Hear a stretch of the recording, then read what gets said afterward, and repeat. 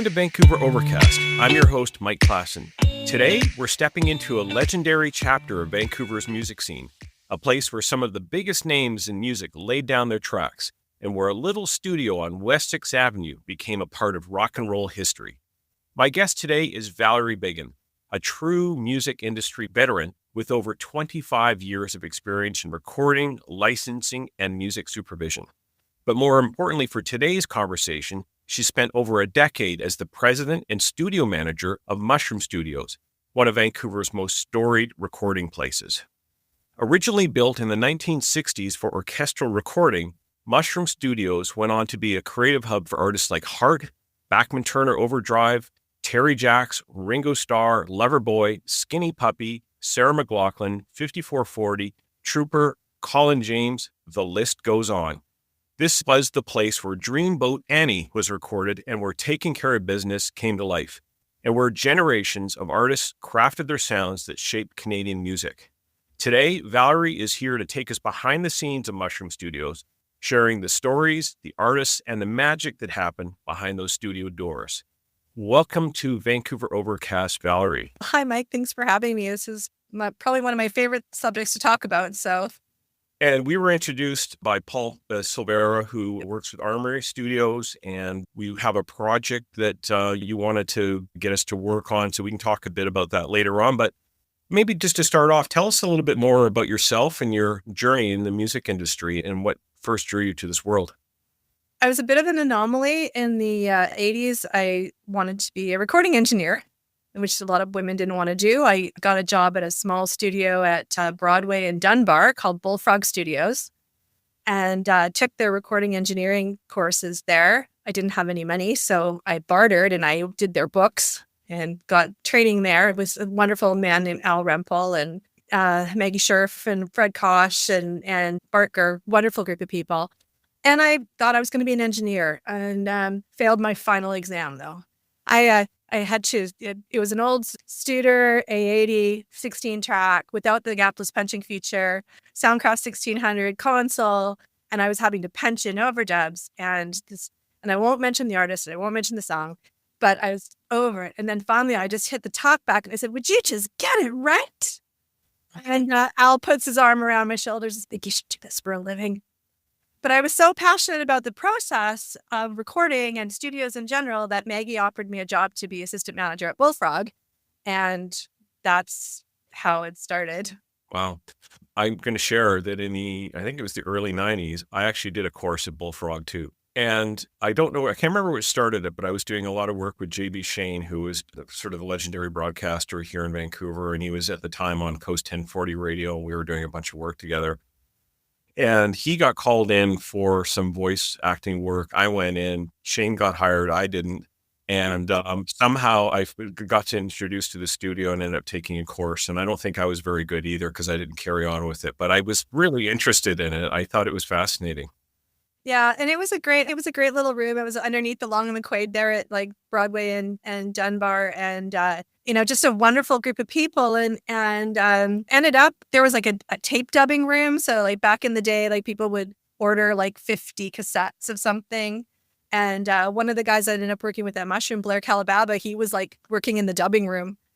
So it just you kind of have lifers in this industry in Vancouver. So most of us, if we started at that time period in the late 80s, if we stayed in the industry, like we're all still somewhat connected, which is lovely. So you've worn a lot of hats in the music industry over your career: recording, orchestral score, coordination, licensing, and music supervision. But for over a decade, you were president and studio manager at Mushroom Studio. How did you get involved with the studio? Well, I was really lucky. At the time in the early 90s, I was working at SOCAN in the licensing department. And I knew what SOCAN is again? SOCAN is the performing rights organization. So for composers, officers, and music publishers. Back in the early 90s, though, there were two. There was KPAC and ProCan. And I actually worked for KPAC. That was the Canadian version of ASCAP and BMI. ProCan was BMI. KPAC was ASCAP. Then there was a merger. They became one PRO in the early 90s. So that was a big brouhaha for a while. So I worked there, and within all of that, I met Jennifer Bass, who was the receptionist at Mushroom. and we became friends. We'd run into each other at events. And she said, hey, by the way, I'm going to be leaving. And just FYI, the studio manager, Linda Nickel, who is iconic in herself, she's planning on leaving as well. So whoever gets my job will most likely become the studio manager. You should apply. And so I went, I was in my early 20s. I'm like, well, I did. And I met with Linda and got hired as a receptionist. And within about 3 months of me being there, she's okay, you're ready. I'm out. And with the full support of Charlie Richmond and Marilyn Williams, who owned the studio, I took over. I was one of the youngest studio managers. I was 27. Well, that's great. Going from the front desk right into the back room over a matter of months. That's amazing.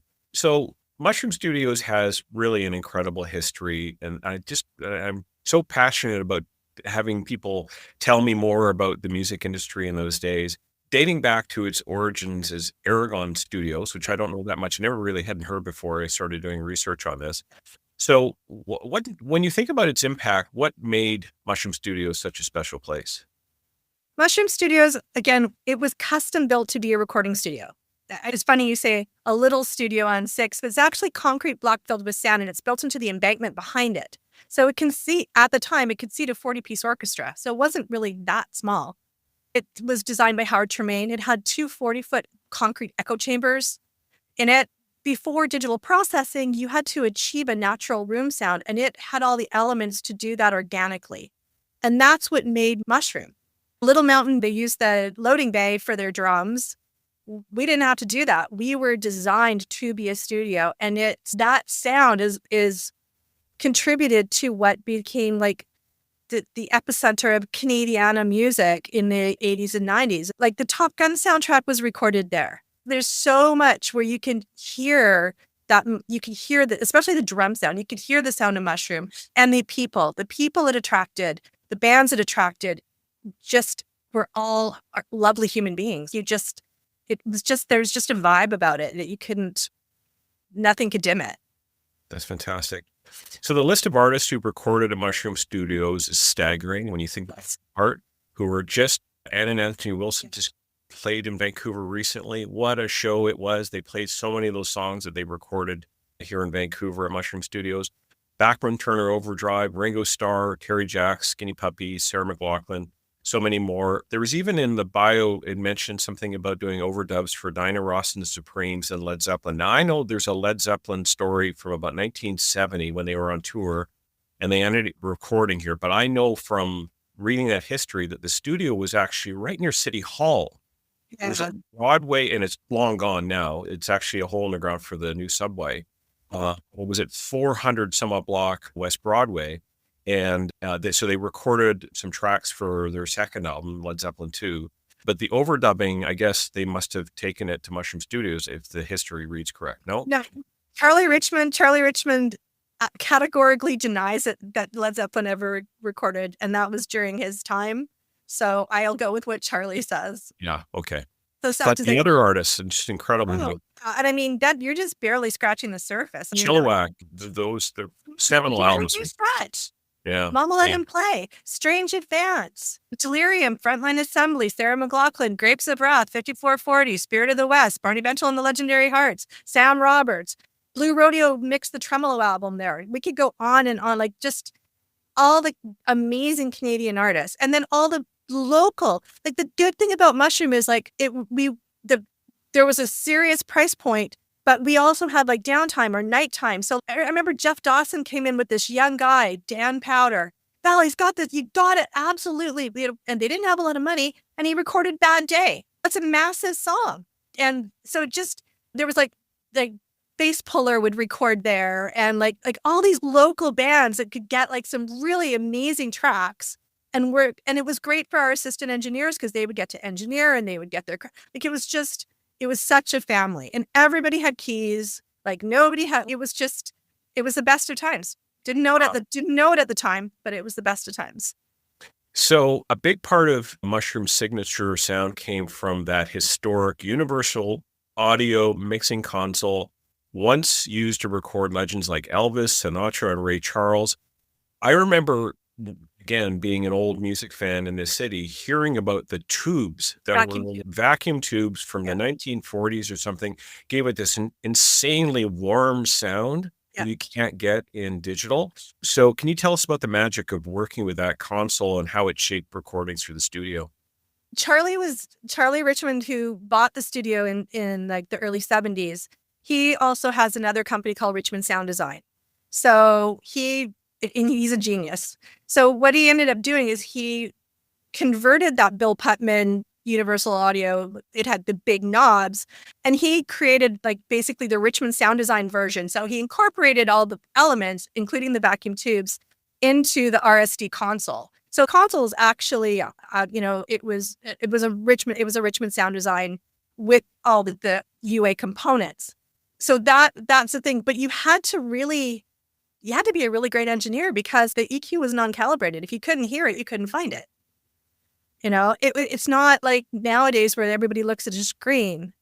So it had this amazingly warm sound, and like the engineers of the time, like Mike Flicker, Rolf Henneman, Keith Steen, Cy Garber, Dave Ogilvy, Ken Marshall, Greg Reilly, like when you knew how to work the console, you could make magic. And I think my best thing was during one of the odds records, Susan Rogers came up to engineer and produce the record. And she is brilliant. She used to work for MCI. She was a tech. She worked at Paisley Park for Prince for 8 years. And she walked into Charlie's office and she sat down with him for 20 minutes. He went through the signal flow and everything with her. She walked into that control room and ran the console like she'd done it her entire life. It brought out the best in people, I think. Amazing. And even when Woz bought the studio and the console, he bought two Neves and we conjoined them. He had the forethought we rack mounted the UA preamps so they were patchable. So we never even lost the sound when we switched out the console. Wow.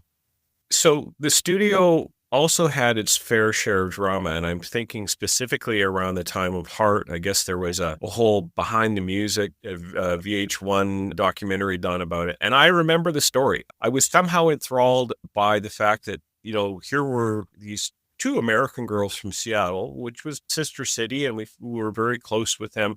But they would come up here and play gigs.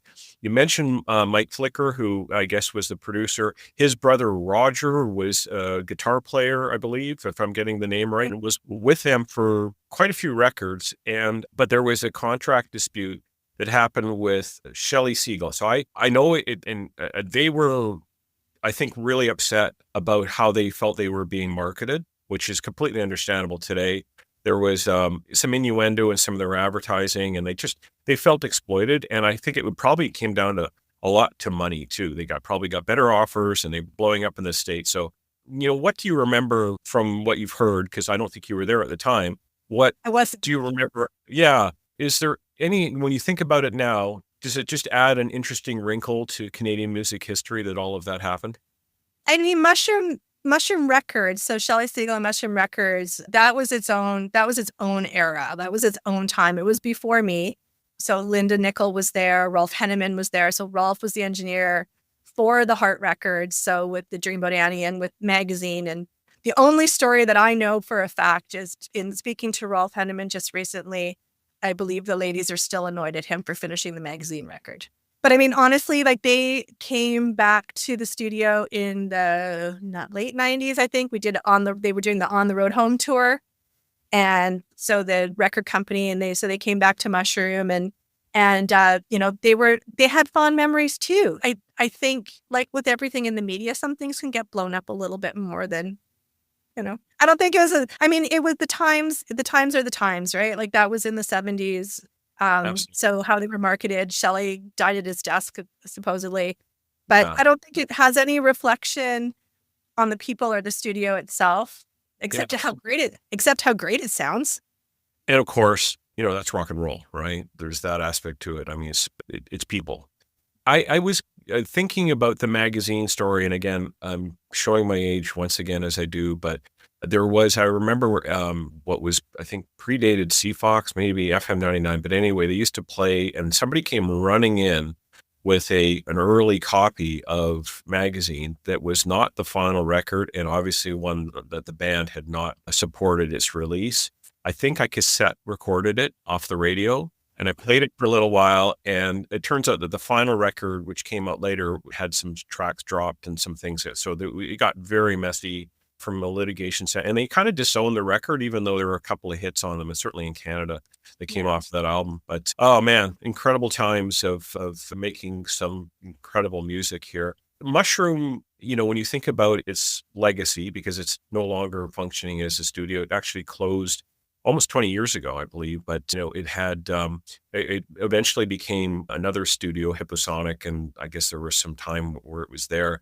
But it was really part of Vancouver's identity as a music city.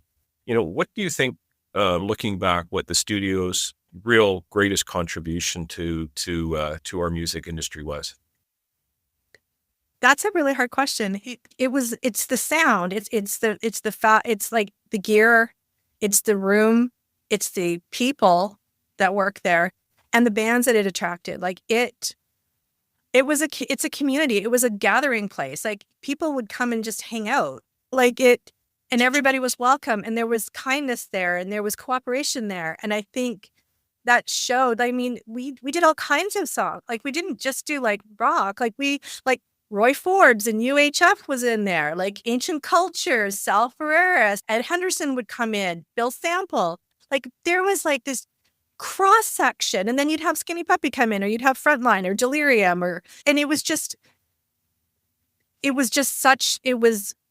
welcoming. The price point was good. Like Charlie he certainly didn't make $1 million on owning the studio.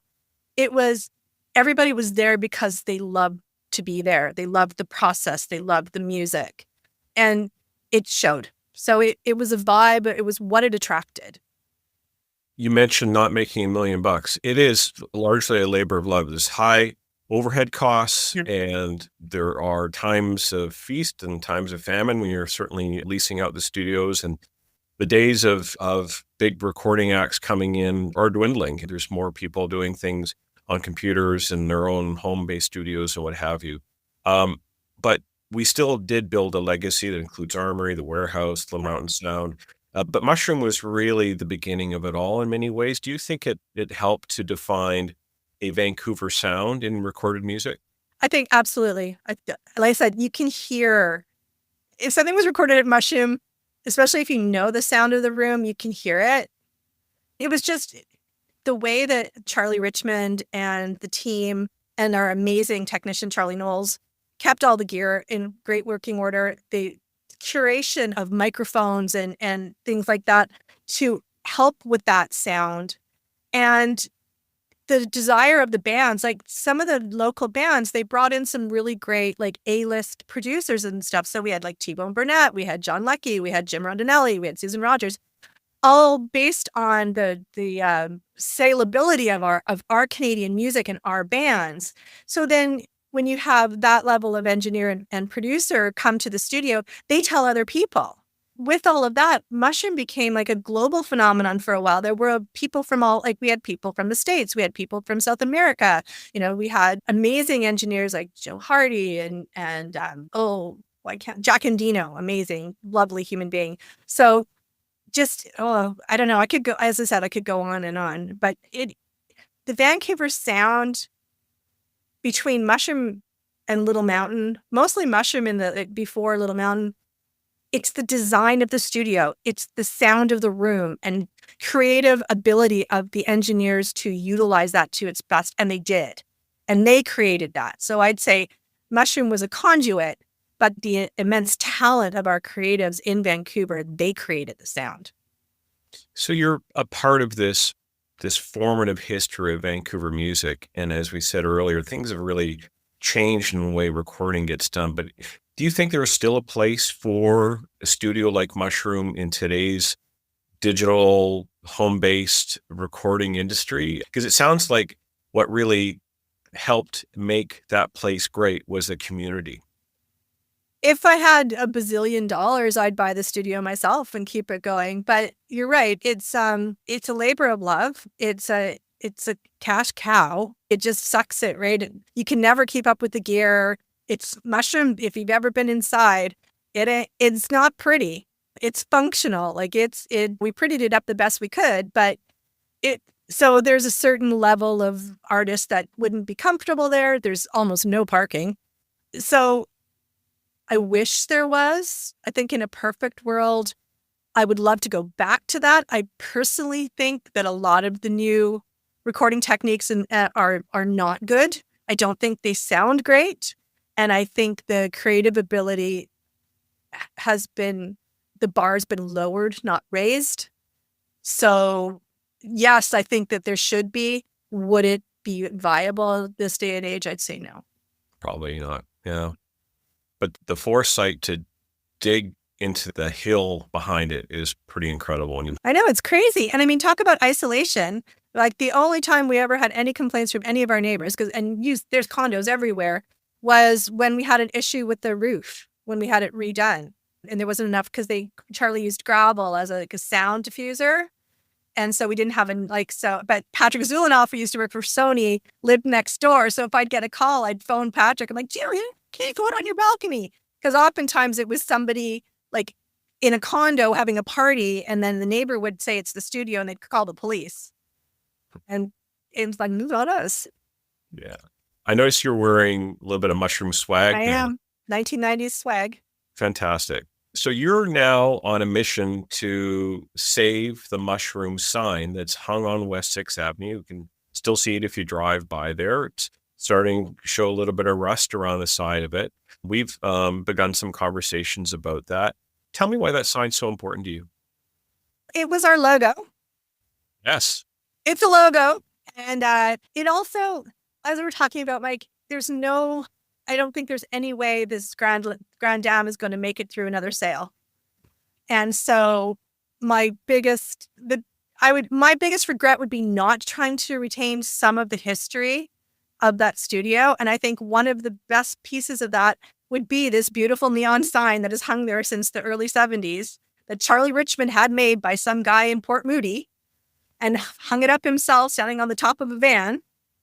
And, because future generations need to know. It's unlikely with the Broadway Corridor, that there's going to be a place for them to go and say, hey, look, there's mushroom. It's like getting rid of the sidewalk in front of Abbey Road, like the crosswalk in front of Abbey Road. If Abbey Road's ever gone, there's still that crosswalk. Yeah. Like this is our crosswalk because there may not be a building. And so anything tangible that invokes these memories for people like my age or people that worked there, or even people that are like fans of the music, because there's such incredible Canadian music that came out of that studio that's going to live forever. A little piece of that studio should live forever too, because it was our home. I think a lot of us are reflecting on what makes us proud Canadians, and music's got to be one of those things too. And I think this really dovetails to a bit of where the public and where Canadians are at right now. They want to be able to cherish those symbols of our successes. What's your ideal, what you would like to see happen with the sign? I'd love to see it. I'd love to see it go to the Museum of Vancouver. I'm very inspired by what 5440 did with the Smiling Buddha sign. And that's what kind of gave me the idea. I was chatting with my friend Natasha Dupre, who's a music supervisor, and she's an astonishing person. But she used to work for Alan Moy back in the day. And so we were talking, and she gave me the idea, and then talking to Paul Silvera, and then thankfully to yourself, and then Squire Barnes, and now putting us in touch with the museum. I would love to have it taken down, donated, preferably if I can ever find the owner of the studio right now, donated, refurbished, and hung in with the other neon signs with some type of history lesson attached to it. And then even something interactive, like maybe there's, I don't know, some music, like some recordings that they can, like I have, like you touch this button and you hear like the 70s and the 80s, like Studio Bell has in like Calgary, right? But I don't know, that would cost money, and I don't know where we're at with that. But I mean, it could become like this cool interactive exhibit based on this sign, which, when most of us in the industry if you see that mushroom, you know what it is. So I guess, I don't know. I just like to let the little history live on, some of it. One of the early founders of Microsoft, Paul Allen, who's the late Paul Allen, invested in creating the Experience Museum in Seattle based upon foremost his love of Jimi Hendrix, a local music hero who actually spent time in Vancouver, as we know. And I think it is really up to some of the people who want it, like you, who are kind of holding the torch and trying to remember what we accomplished here and remind Canadians, remind Vancouverites what a great legacy and these heroes. And the sign is a symbol of that. And I would truly love to see it restored and kept in a place, and like Experience Museum, have the ability to listen to some of the music that was recorded there too, as well. Just a taste of that for old fans and for new people who would be really compelled to learn more about that history and that past here. I think it's a great quest, and I'm pleased that it seem to be kind of moving that discussion forward a little bit. Do you have any other ideas? Like, I know that you and Paul came to me, but are there other ways that we could potentially support this effort around saving the sign? Let's think, it's still, for me, it's early days yet, and I don't know. I have never in my life stood up and done anything like this. I've always been kind of in the background, just cheerleading as opposed to leading the charge. I don't know what the next steps are. I mean, you've thankfully set up a meeting with myself and the Vancouver Museum of Vancouver. So it's just like, hello, anybody out there know the owner of the building? Because I met him after Rob Dark sold it to him. And he's a lovely person. If I could find him, I would put dollars to donuts. He would donate it. Okay. But I just can't find him. All right. Well, that'll be next on our list. So just looking back at your own time at Mushroom Studios, what are you most proud of? That's tough. I mean, I was really fortunate. I had a very sick child. And so Will and Charlie let me bring her to work with me for the first year. So I had a playpen in my office and a 6-week-old baby. And that year was amazing because we had nothing but parents in. We had 5440, we had Spirit of the West, The Odds, Barney Bentall and the Legendary Hearts, and Raffi. And that's an eclectic mix, right? You know what? Again, all parents, right? Like all of them. I was out, I used to smoke, and I was out having a cigarette. And I came back in the studio and I go in my office and the playpen's empty. I'm like, walk by the lounge and there's Barney Bentall, father of 4, on the phone with the baby Kirkton in his arm. She was crying. Like, people say, how did you work and have a baby? And I'm like, I had so many babysitters. And I mean, even the bald-headed baby on the Spirit of the West 2-headed record is my daughter at 6 months old. Oh, wow. Yeah, because Janet, they wanted to do this like forensic type thing. And they couldn't license it. And they said to Janet, who was their manager, do you know a bald baby? And she's, as a matter of fact, I did. And that was it. And people the bands used to bring their kids, like their wives, their kids. Like, I'm proud of the community that gathering place was. And I'm just so very grateful to have been a small part of it, to be included in those wonderful people's lives, and I'm still friends with a number of them. If you get to pick one record from the annals, okay. But here's the question. I think I can give you mine, although it's a tough list to whittle down. But pick one record from the annals of Mushroom Studios recording. I can't, and I won't. There's too many. Couldn't say. That's like picking your favorite child. Mm-hmm. Can't do it. I love them all. Yeah, I'm going to go with Chilliwack's. I think it was Dreams, Dreams, Dreams was the name of the LP, with Fly at Night. I'm sorry, I'm forgetting the name of the song. My bad. But I can hear the melody in my head. And it is such a beautiful sounding record. They re-recorded a song that I think almost is Vancouver in one song. It's called Reno. Oh, yeah. They recorded that song early in a much more kind of bluesy version of it. And then they re-recorded Reno. And the reason we're a rain city, right? And so on a rainy day, it just evokes this beautiful spirit of the city. And that record has that wonderful Mushroom record sound. I would put maybe second place would be Mama Let 'Em Play.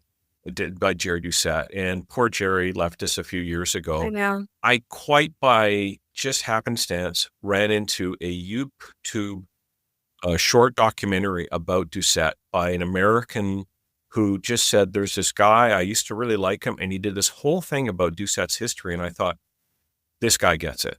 Like he Yeah.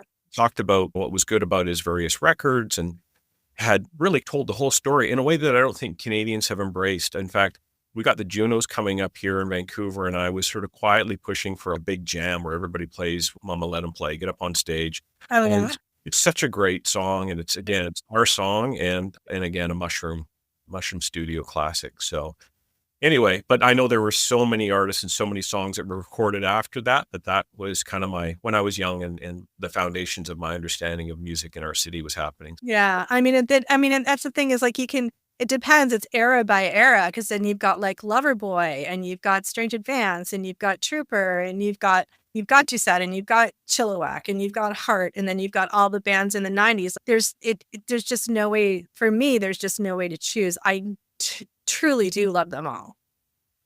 The music industry is an ever-evolving business right now. You obviously love it. You made a career out of it.